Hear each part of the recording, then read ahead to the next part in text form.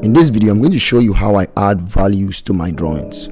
If you are like me and you want your portraits and your figures to look realistic, you should learn everything you can about painting in values, because value drawing is a critical part of realism and a key drawing fundamental. So I have a background in traditional art, shading with charcoal and graphite, and I realized if you can't accurately depict values in your painting, you have a hard time painting realistically and adding color, because value is the most important part of color.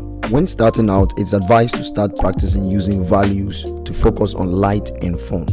So what I'm attempting to do in this video is to give you my personal step-by-step approach and exercises to incorporate in your practice sessions. Now, a basic definition of value is how light or dark something is.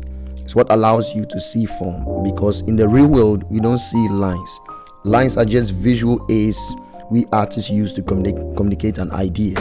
So what we do see is how light affects a form. Take for example this image. A viewer will think it is a hexagon, but once light affects it, what we see is something different. We see a cube. So when the light hits the form, it creates a range of values that make the object look three-dimensional, giving it a realistic look. So this is what we as artists do. We mimic this principle from the real world and depict it on the paper. So what we do see in a grayscale image is that the camera uses lots of values of gray to represent a black and white image. And to make sense of all this information, we've created a technique that groups them into 5 basic regions, and these are the highlight, the local value, the rich shadow, reflected light, and cast shadow. These allow us to make sense of the values in an image. If you are able to apply this, you'll be able to create the illusion of three-dimensionality in your drawings. Now, the range of values could be as many as you want. All depends on how the light affects the form. For demonstration purposes, I was able to show one with 3 and the other with as many as I could.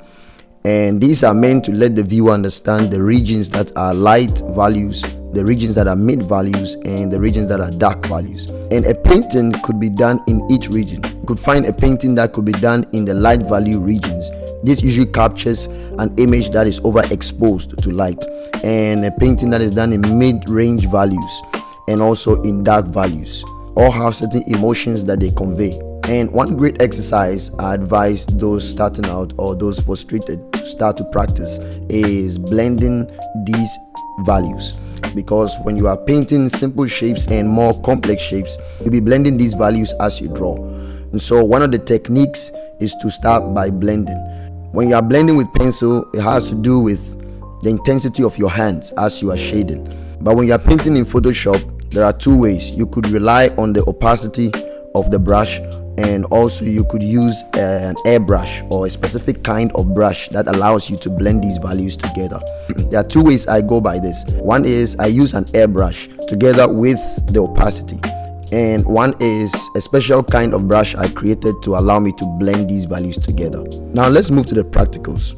I've spoken about the theoretical aspect, so in this section what I'll do is show you a basic step how to approach them, at least how I approach it. Doesn't matter if it is a simple shape or a complex shape.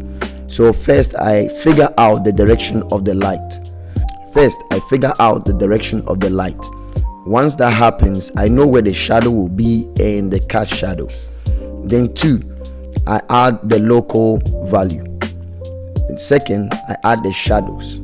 Then add the rich shadow. The rich shadow is basically the transition area from the light to the dark. Then I add the highlights and the reflected light, then followed by the cast shadow. Now that's basically it. It sounds simplified, but it still applies even to complex figures and shapes. Now you can start by practicing these basic steps. So once you're able to master or memorize these steps, you'll be able to apply it onto any figure or any object, even landscapes. And looking at the drawing that I did, you could see the same principle applied. The shadow region, the rich shadow, the reflected area, the highlight is basically the same. These principles are applied all over the complex figure, on the chest area, on the bumps and the indents of the figure.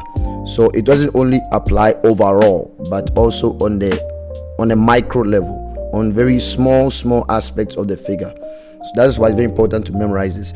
Now, one great tool you could use to practice your lighting is a tool called Anatomy 360. It allows you to move the light around, to move your setup, to be able to see how the light affects the 3D model. The only downside is you can't move the 3D model. You can only move the camera and the light. So the basic steps I go by when I'm painting the human figure is first sketch out the figure, then 2, I figure out the direction of the light. I create a selection around the object and fill it with the local value as we did with the sphere. I identify based on the lighting and I know where the shadows will be. Then I add the highlights. Then I go in and reinforce the shadows. This depends on your reference. Then lastly, you go and refine the values by using the technique blending, which I recommended that you start practicing. So this all depends on you. If you want a very smooth effect or smooth finish, you could use the airbrush, and some will want a more expressionistic look where you could see the brush strokes. Now this is a time-lapse demonstration of the basic steps. You could revisit this video, watch it over again and again, or you could take a screenshot of the basic steps so you could use it when you are practicing. So start by identifying your light source. That is very, very important. That will determine where your shadow will be. Start by using a reference so you could know and also train yourself in the different value ranges. You could start by practicing drawings within the light range, some within the mid range, some within the dark range, so you could understand how these range of values work. So this is all for this tutorial. This is how I approach drawing values on the human figure. Now I have a separate video I'm actually preparing for the portraits, applying the same principle on portraits. So there will not be much of explaining, just more demonstration in that tutorial. So look out for that video. If this video was very helpful to you, let me know within the comment section, and please subscribe to help me out with the algorithm, and like and share if you thought this video was helpful to you or helpful to someone else that you know is an artist. So that's all for this video. Practice till these basic steps become second nature when you are drawing values. So I'll see you in the next video. Peace.